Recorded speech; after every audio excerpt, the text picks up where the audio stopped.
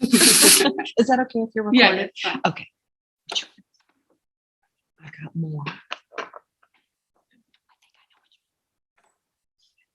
What are we doing? We're switching to Which that is- computer, like we did in Jen.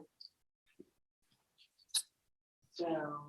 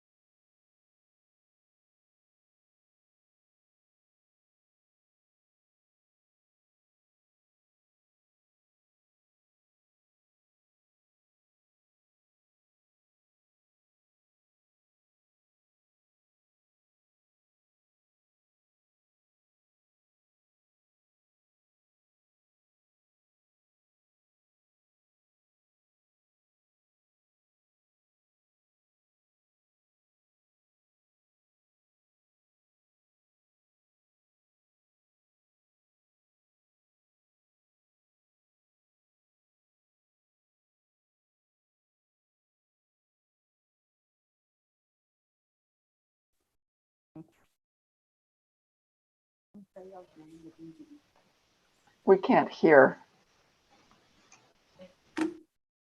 Hello. That's the microphone Oh. there. All right. It is. Is this good? Can you hear us? Can you hear us? Yes. Yes, in the chat. So there we are. All right. We Mhm. apologize for the delay. Thanks for joining us.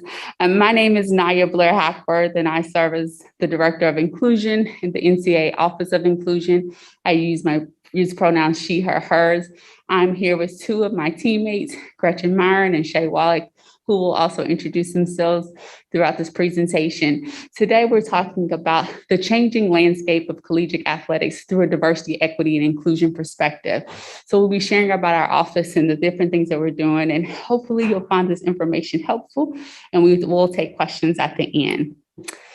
So we know the past 2 years, a lot happened and has happened and is still happening, right? And these different things have impacted how we think about and do our work from a diversity, equity, inclusion perspective. So from the global pandemic and the impacts of mental health and well-being, which has always been a challenge, but it was even further heightened during the pandemic and still now. We'll also talk about international student athlete support, racial justice and anti-racist and athletic community, the different efforts that we have, as well as talking about gender equity in our Title IX at 50 celebration, and then LGBTQ student athlete support. So these are the different components that my colleagues and I will discuss today. But before we begin that discussion, we really want to set up the framework to talk about the inclusion statement. This is an inclusion statement, not just for our department, but for the national office. And it's important to note that as an association in general, a core value of ours is that we're committed to diversity, inclusion, and gender equity. We're committed to this not only among our student athletes, but also for our coaches and administrators. And we move forward this commitment and this value by establishing and maintaining an inclusive culture that fosters equitable participation for student athletes and career opportunities for coaches and administrators from diverse backgrounds. It's important to note, I won't read the entire inclusion statement, that we look at the various components and dimensions of diversity that are highlighted, such as age, race, sex, class, creed, educational background, and so on and so forth, recognizing there are also other components that contribute to who we are. And we take this into account when we think about the work that we do. This statement was adopted by the NCAA Executive Committee in 2010 and then amended in 2017 by our Board of Governors. And again, it's really the foundation of how we do our work as the Office of Inclusion. Thanks, Naya. Hi, everyone. My name is Gretchen Myron. My pronouns are she and her, and I'm also a Director of Inclusion here at the Office of Inclusion. The next item that we wanted to draw your attention to is our specific office's mission statement, which you see on the screen here. So in addition to the inclusion statement that Naya just shared, our office is really concerned with providing different resources and supporting the membership in their efforts to be more inclusive. A few ways that we do this are through what you see bolded there. So facilitating programming and opportunities to engage and talk about these issues, providing educational resources, especially for lower resourced campuses that might not be able to have access to some of these topics in other realms. And finally, continuing to advocate for diverse, equitable, and inclusive environments. This takes a lot of different forms, so certainly in different committees that we'll talk about shortly and how that works, but also looking at how we conduct our business, both internally and externally, and ensuring that those are inclusive environments. Hi, everyone. I'm Shay Wallach. My pronouns are he and him. I serve as the Assistant Director of Inclusion. Thanks for having us. Thanks, Naya and Gretchen. Let's see here. Okay, so as expressed in the mission statement and the inclusion statement of the NCAA, DEI is really a core value of the association. And this really is derived by the membership needs. Specifically, our inclusion focus areas, disability, international, I should be cognizant that I'm already also being recorded, so I'll speak here. Disability, international, LGBTQ, race and ethnicity, and then women and gender equity issues. So diversity obviously has many aspects. Each entity or organization choose the focus area they want to focus on. How these 5 came to be is really again, derived from the membership need. About a decade ago, the national office started hearing from the membership, from colleges and universities, that they need the guidance, they need the resources, and those are the areas that kept coming up. And in terms of our process, excuse me, I'll start here on the top. You can see my cursor. We really research and identify the needs. We try to, identify the recurring challenges and work with affiliates and experts in order to create resources, programming, policies, best practices, and eventually we provide that ongoing support and engagement. Gretchen has mentioned the 4 DEI committees that are appearing on your screen right now. The Board of Governors Committee to promote cultural diversity and equity, Committee on Women's Athletics, Minority Opportunity and Interest Committee, and then Gender Equity Task Force. So this work, as you can imagine, require multiple perspectives, require the buy-in and the support of everyone, really requires everyone to engage as many people as possible. If we would try to do it just by ourselves as the Office of Inclusion, probably we would not get in far. So all of that to say the DEI really needs to be ingrained in all of the levels of the governance structure. And needless to say, all the members who serve on those committees are folks from colleges and universities, student athletes, coaches, administrators. So we have the membership voice captured and being proactive here throughout the committees. We'll start breaking down the 5 core areas. And the first one would be international. International student athletes are about 4% of the entire student athlete population. And that's a population that's gradually increasing. And also, unfortunately, often overlooked. Mostly, if I had to say, just because there's not really an awareness to their unique, to their unique needs as a population. Admittingly, historically, the Office of Inclusion haven't done enough in this area and will be the first one to admit that. So we spent the last about 18 plus months in researching, in engagement with stakeholders, with subject matter experts, and we came up with a strategic plan. The first step was in-house. We started engaging with other units in the building that their work overlap with international student athletes, of course, the Eligibility Center, research, legal, leadership development, and others. Second, we started producing webinars, education sessions, just really to raise that awareness and to provide tools to the membership.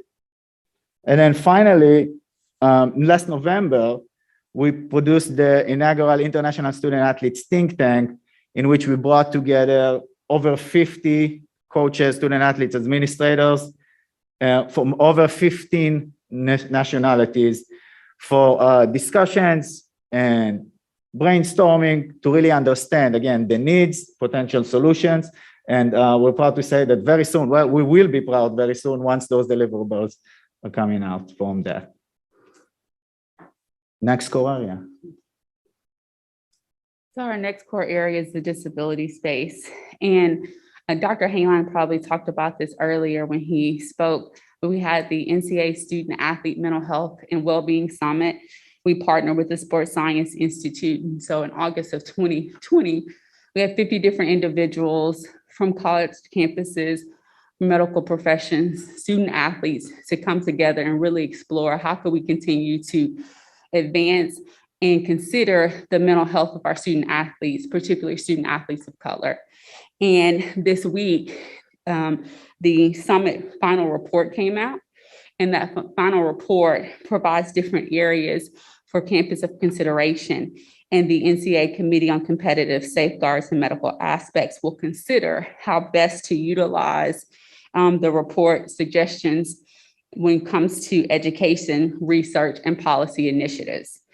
Also, that came out of that group is a creation of the Mental Health Advisory group that will happen sometime soon. So our office was a direct partner, and we also took a lot of the information that we received at the summit to think about some of our programming.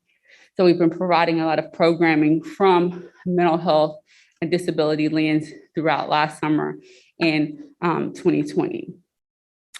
We also help support working with research on the NCAA student athlete wellbeing study. And we created a disability advisory group that formed last spring. And that group really looked to explore what type of educational opportunities or resources that we could provide to the membership to really help our student athletes and those who teach and lead them to better understand the various disabilities that our student athletes may have and how we can best support them in the language that should be used around the disability area. So that advisory group is in the process of creating these guides. They've actually created the guides, and then we had various focus groups with individuals who work directly with student athletes to look at the guides, make suggestions, and we're in the final stages now of making those edits, and we hope to have those guides shared to the membership this summer. And lastly, from the disability lens, we have partnered with the United States Olympics Paralympic Committee for a para-college inclusion project. And so the USOPC and Inclusion are working to establish a partnership with schools and increase Paralympic awareness and adaptive sports opportunities on campus. The past 2 weeks, we did send out a survey to some of our faculty athletic representatives to asking about what does Paralympic opportunities look like and adaptive sports look like on your campuses, so that we can get more information. This partnership will be put into 3 prongs. So the first one is increased understanding, where we're partnering and connecting again to understand the current collegiate adaptive programming landscape. So sending out surveys, collecting data in that way. The second piece is awareness partnering. So cross-promoting research findings and pilot initiatives with the para-college inclusion projects across multiple stakeholders. And then thirdly is connection building. And that's where we'll ideate and assess initiatives that strengthen the adaptive sports structure across the 3 pilot sports. And those 3 pilot sports are wheelchair tennis, wheelchair basketball, and track and field integration. So those are some of the things that we're doing from the disability lens. The next piece we wanted to share is that after the murder of George Floyd, we saw that there was a lot of increase in conversations about racial justice. And so the national office created an 8-point plan to advance racial equity. So while I won't go into depth of all of those plans, the Office of Inclusion is very instrumental in working with our colleagues across the association, the national office and the association, to help advance racial justice and equity through these different areas that are listed here as a part of our 8-point plan and our commitment. And I'll talk a little bit more about some of the things that we specifically are doing as the Office of Inclusion. One, supporting our NCAA research, who conducted a student athlete activism and racial justice engagement study. We've utilized a lot of that data to think about how we can talk to athletic departments and conference offices about the needs of our student athletes from a racial justice standpoint, as well as what type of program we're providing to the membership. We've received several presentation requests and gone to virtually gone to different campuses across the membership and conference offices, providing presentations on things such as fostering an anti-racist athletic community, or what does inclusion and belonging look like within the athletic community, specifically focusing on a racial justice lens.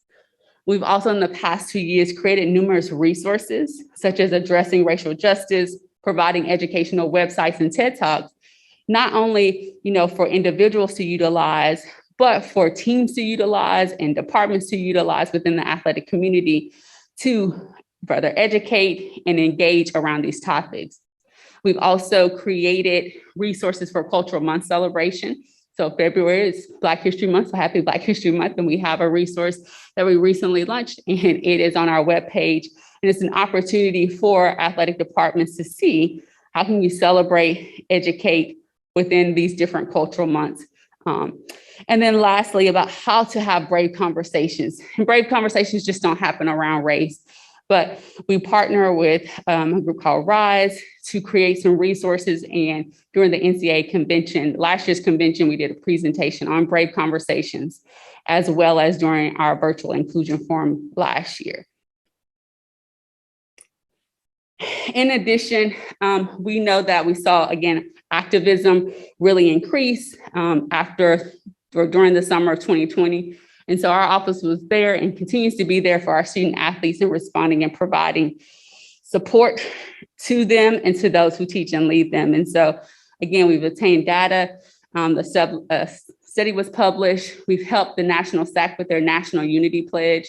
And then we also created a student athlete activism webpage that's a part of the Office of Inclusion's website, where we're providing resources not only for student athletes to think about and consider as they engage in social justice activities, but also for coaches and administrators who support them some tips as well to be useful as they assist their student athletes in this area.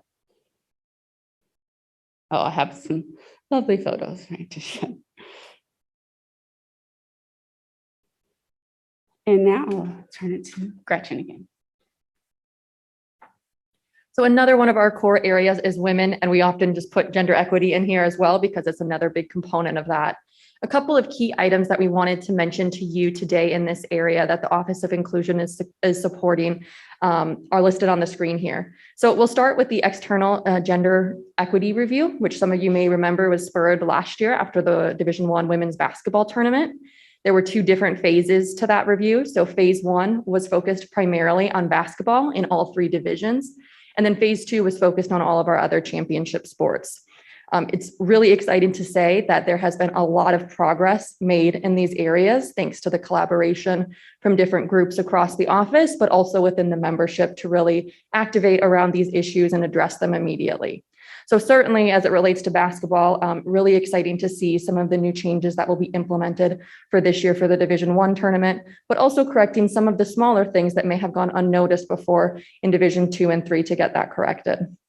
Phase two is still in progress of the implementation. So while both reports are out, we have national office working groups that are trying to implement and act on some of these different changes to be made through the different championships.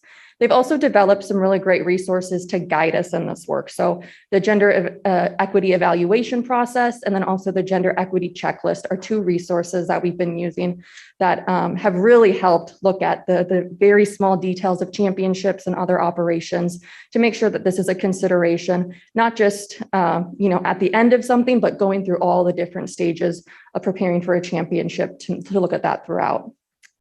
Another thing that I want to mention is optimizing the senior woman administrator role. So SWA, as it is often known by the acronym, is a very important role on campuses. This actually was created in 1981, so it has been around for quite a while, even though it may not be as familiar when it first started back then. The common misconception about this role, of course, is that they oversee anything that has to do with women's sports and they only work on those issues, which is not true. It's the senior most woman administrator in your office. So that can be someone in finance, someone in compliance, any area. It's not restricted to any one particular group. There are some really great resources on our website that have looked at how best to optimize the senior woman administrator role, and they break that down by each division. This is based off of a survey that we did in 2017 that different senior women administrators completed, as well as athletic directors and conference commissioners, to really solicit how this was working on campus. What are some of the barriers or challenges, and what are some potential solutions to help integrate this role more into your office to make sure that they have a voice at the table and are contributing in the way they can. So definitely recommend checking those out. And then another thing that I'll mention is our Emerging Sports for Women program. This is something that is overseen by the Committee on Women's Athletics, which was shared before. The most recent emerging sport that we had was beach volleyball. If any of your schools have that, that became a national championship for the first time in 2016, I believe. So really exciting to see the growth of that sport. They've just added additional teams to their championship, so they continue to grow, which is very exciting. We currently have 5 sports that are in that emerging sport pipeline right now, 3 of which are getting very close to that magical number 40 that they need to get to then start moving through the next steps of that process. Those sports are triathlon, women's wrestling, equestrian, acrobatics, and tumbling. Shane, I'm forgetting the last one. We're so close. Rugby, there we go. Rugby is the last one. So 5 sports there that are all getting a lot of attention from different schools. So that's really exciting too. As Naya mentioned, we are really looking forward to Title IX's 50th anniversary, which is officially June 23rd, 2022. We kicked off our celebrations at the convention, if anyone was able to attend. We do have an inter-office national office working group with different representatives from across the office that are working on different strategies and ideas to help provide resources to the membership and also celebrate this throughout the next year. So we did kick it off at convention with a great conversation around gender equity. That full session is available on our website and goes through a lot of the details about that gender equity review if anyone is interested in looking at that. And then it also talks about some of the early celebration plans that we're going to have for this year. We do have a lot of resources that have already been shared with the membership for this celebration. So our landing page, we're happy to provide you with that information afterwards if needed, and it's linked in this presentation. There's a membership toolkit that's available on there for different resources and ideas that you can use to celebrate Title IX at 50. We have logos, social media graphics, some really fun facts as well that you can share. We'd also love to hear what schools are doing. So if any of you know about different Title IX plans at your school, please feel free to reach out to us so that we can share those with others and put them on our website too. The celebration for Title IX will culminate next year. So we have a little bit more than a year to celebrate. It will end at the Women's Championship in Dallas in April. That championship has Division 1, 2, and 3 together. So it'll be a great time to celebrate with all 3 of those championships next year. The next area that I want to talk about for you is our LGBTQ area. This is an area of focus for us where we are really intentional about how we can support student athletes, administrators, and coaches in this field. So I believe Dr. Hainline might have already mentioned the changes to the recent transgender student athlete participation policy. So just very briefly, that's a different change from the 2010 policy that was previously enacted. The change is going to be implemented in 3 phases. We're currently in phase 1 of that, which is just for the winter and spring championships of this year. And then it will move to phase 2 for next academic year, and then phase 3 for the following academic year and beyond. So for this winter and spring championships, which is probably top of mind for everyone, the 2010 policy still applies. So a trans woman competing would have to say that they are compliant with our 2010 policy and would then have to have a one-time testosterone serum test pulled 4 weeks before the selection timeframe for the championship. And the level for that test is determined by the national governing body of their sport on a sport-by-sport basis. If their national governing body does not have a policy, then it would go to the international governing body. If the international governing body does not have a policy, then it will go to the 2015 IOC policy. So a couple different steps that are involved with that. And then phase 2 and phase 3 also have more details as they're rolled out. The Office of Inclusion is really involved in trying to support students through this and providing resources of how they can meet the policy, but also support resources of what this means for them. Particularly with this change, it is a pretty significant change for many of our students. And so we're looking into what resources and support services we're able to provide so that they know that they have options on campus, but also that their administrators know where to go if they have questions about this. An important document that was released at the same time of the policy is the second bullet that you'll see here, which is a summary of our NCAA Summit on Gender Identity and Student Athlete Participation. This was held in October of 2020 in partnership with the Sports Science Institute. It brought together student athletes, coaches, administrators, medical experts, and the voices of trans and non-binary student athletes. This was a 2-day summit where they talked about and heard the lived experience of different LGBTQ athletes on campus, but also had conversations about where there are gaps in the research, where there are gaps in support systems, and then what solutions can we look forward to going forward to help improve this. It's a really, really great document that we're very proud of. And now we're trying to look at how do we take action on these different suggestions and recommendations to provide these support services and to help fill some of those gaps that were identified. And then the last thing that I'll mention in this area is one of our programs that's also a really great model for how to be supportive on campus and how to look at different options to educate more about this. And that's the D3 LGBTQ One Team program. So this program is kind of the first of its kind, I guess I would say.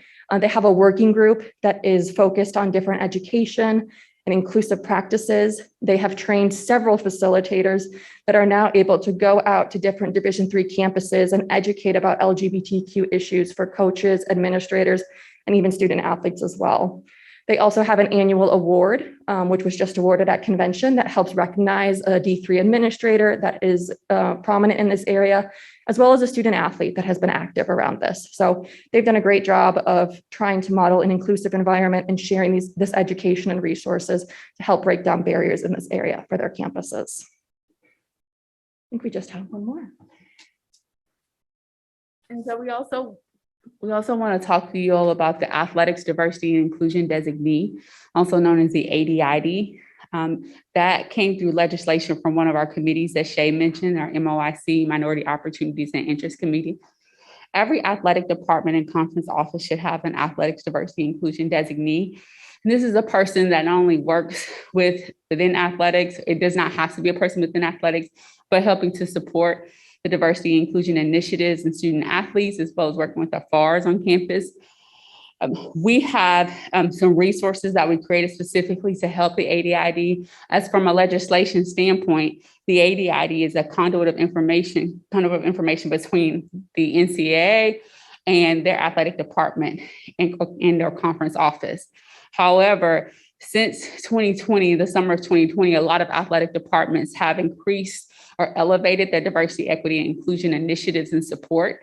And so they utilize their ADIDs in these different ways. And so we created a most recent resource called Optimizing the ADID Designation. And these are some suggestions that athletic departments and conference offices can utilize to best support those who are within the ADID role. We had a survey that we conducted last summer, fall with our ADIDs. And what we found is that there are some similarities that exist within what happens, what a person does within this designation on their particular campus or conference office, but there are also some differences, particularly within division. And the person who's in that role, again, does not necessarily have to be a person who works in athletics, but most of those individuals do work within athletics who have that designation. And we have a landing page that, again, provides further resources and just information about the Athletics Diversity and Inclusion Designee. So Shay's going to close us out. Thanks, Naya. Indeed, nearing the end. Creating cultures of belonging. I'd say that what we're trying to do here throughout all of these efforts is really create a cultural shift, and that obviously it takes time, and it takes everyone. It takes all of us, right? So on your screen, you can see the additional efforts that we have. Of course, the ongoing efforts. We're in touch with all the universities and colleges. We provide that guidance. We provide that support. Few other body of mention. One is the NCAA Inclusion Forum, our annual flagship event, gathering of all stakeholders. This year, well, Naya will reveal the date in just a minute, but last year we had over 4,000 registrants. So I think there's definitely an appetite within the membership for that. One more is Common Ground. It's a wonderful program, bring together LGBTQ and people of faith, folks from institutions of faith, really intense workshop. We bring them together for 2 days, and throughout that workshop, really try to build a bridge between those two communities. Gretchen touched on the LGBTQ One Team Program of the Year. I'll just note that when we initiated that was 2.5 years ago, we trained about 50 facilitators from the membership Today, we are getting close to 5,000 participants on campuses. So there's a really nice ripple effect there. Again, we trained individuals, they went back to campus, provided that education. So really nice ripple effect again. And then finally, the wonderful work that Naya and other colleagues at the Office of Inclusion are doing with the anti-racist leadership workshops. And again, the partnership, the ongoing partnership with advocates, activists, and the nonprofits that are in this space. Okay, should we reveal the date, Naya?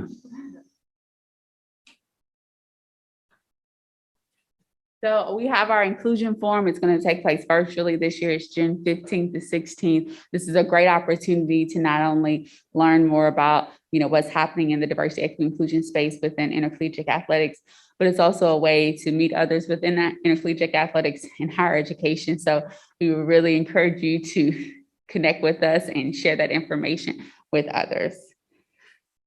So we're now at the end of our session, and we want to take and see if we have any questions. And again, thank you for allowing us to be here with you today. Two quick questions. One question is, you mentioned the NCAA diversity methods, mental health and wellness being summit. Is that on your website?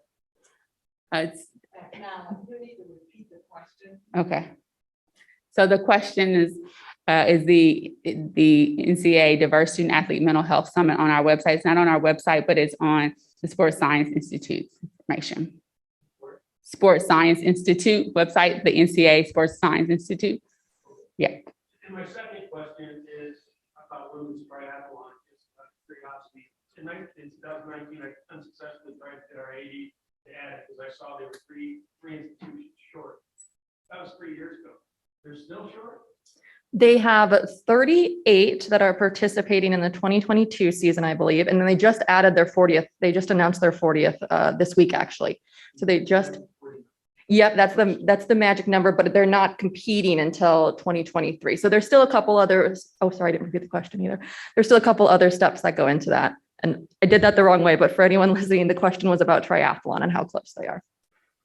Related to that, what are the logistics for implementing a new women's sport? Because as a member of the athletic council, we have to watch club sports come give a presentation, say we want to be varsity, those kinds of things, and then we do these studies every so often about interests, right?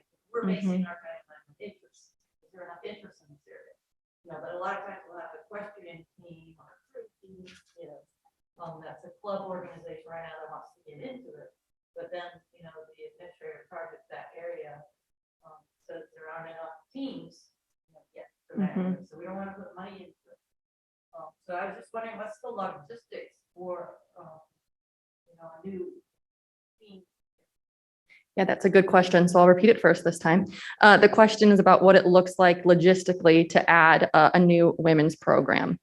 I would say it is very institution specific because your sports sponsorship is up to you to decide. You have to have a certain number of sports per each division, but what those sports look like is really up to you. So, certainly for some of the sports that you mentioned, if those are already an NCAA championship sport, there's going to be more participation already. So crew, for example, you have that in all 3 divisions. So it's a matter of figuring out what that looks like maybe at your conference level. And if it's not sponsored at your conference level, then what other opportunities might exist with other conferences to be involved with that. So I think there's a couple SEC schools that might have crew, but they're not necessarily within the SEC when they compete for that conference. As far as an emerging sport goes, we do have all 5 that are currently active listed on our website. So I think it's just acknowledgement or understanding of what those sports are. There's also other sports that aren't in that program yet, but that are certainly of interest to other schools.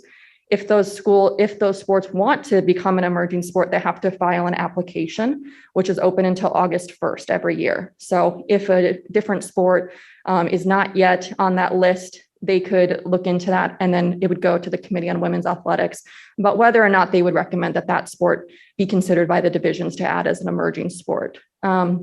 As far as other logistics, I do think it's more of an individual level of where that interest lies from a Title IX perspective, like you mentioned, with your different numbers and what you're able to support financially too. So every campus is going to look a lot different than that. And so gender equity concerns or, things that's going to be a consideration that you're going to want to make of how can we support this sport financially? Is there enough interest there? And what does the longevity of supporting that sport look like? Does that help a little bit? My question is, the is that a new part of PI, and are you suggesting that we have this on campus? Yes, thank you. So the question is about the Athletics Diversity Inclusion Designee, also known as the ADID. It's fairly new, went through legislation about a year ago. And so campuses, athletic departments, and conference offices had until last August to really submit their information, even though information can be submitted throughout the year. So every athletic department and conference office should have an Athletics Diversity and Inclusion Designee. Thank you. And the June 15th forum, Yeah. will we get information about how we can join in? Okay, thank you. The second question is about the inclusion forum that's virtually June 15th to 16th. So more information will be on our inclusions website in late April to sign up. And so you can go to nca.org/inclusion to get some more information about that. Or you can email one of us and we'll be happy to share when you're able to register.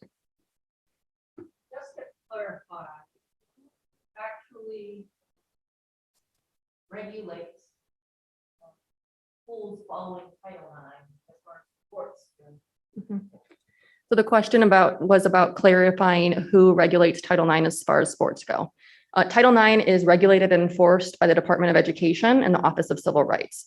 So while we have resources on our website about best practices, ultimate enforcement is at that Department of Education level. So your EADA reports, if that sounds familiar, that's all a requirement from the Department of Education. But do the schools have to report to NCAA whether they're meeting Title IX? The follow-up question was if they have to report, schools have to report to the NCAA about meeting Title IX. Every year, schools have to report sports sponsorship data, and there's obligations within the membership agreement that you are following different federal laws such as Title IX. But that's probably the extent of it, to my knowledge. Jay, do you know everything else? Okay, yeah. We're collecting some data around social activities and athletes. I'm wondering what problems you've seen.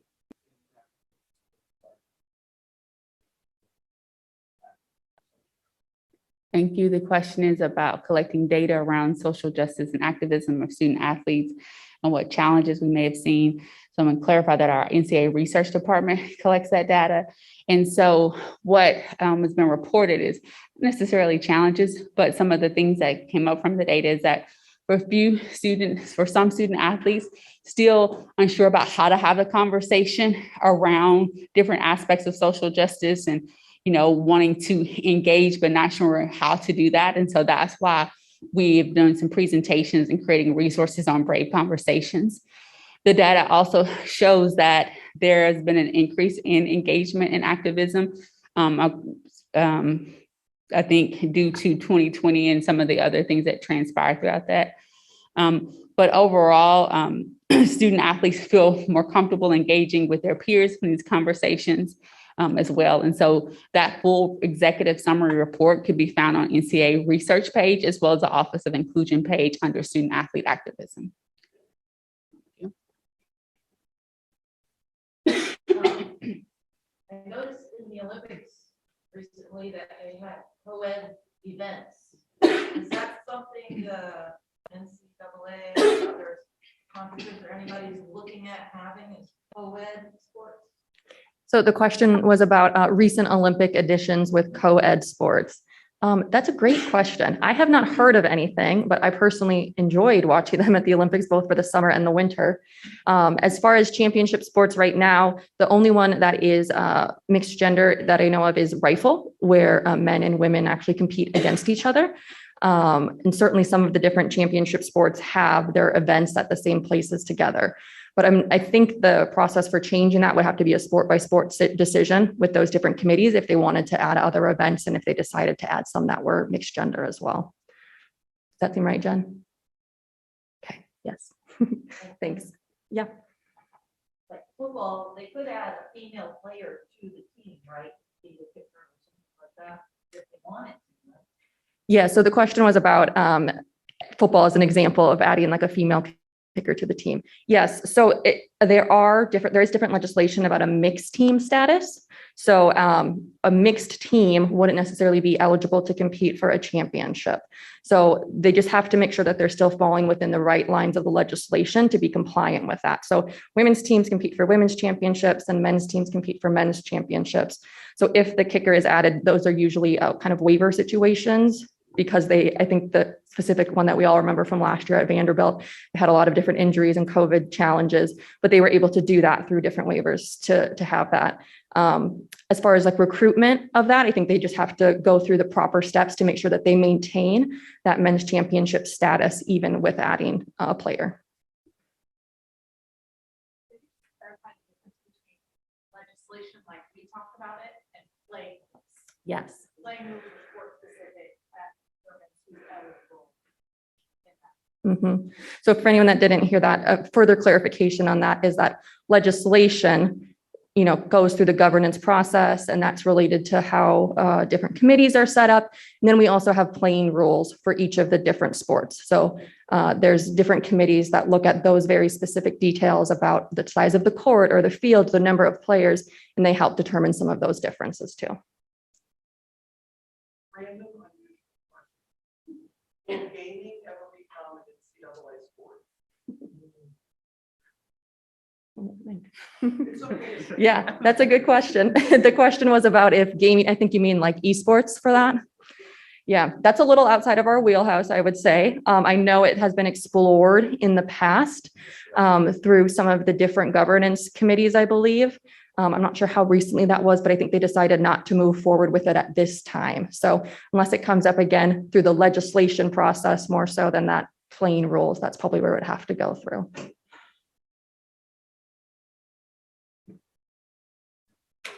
Any additional questions?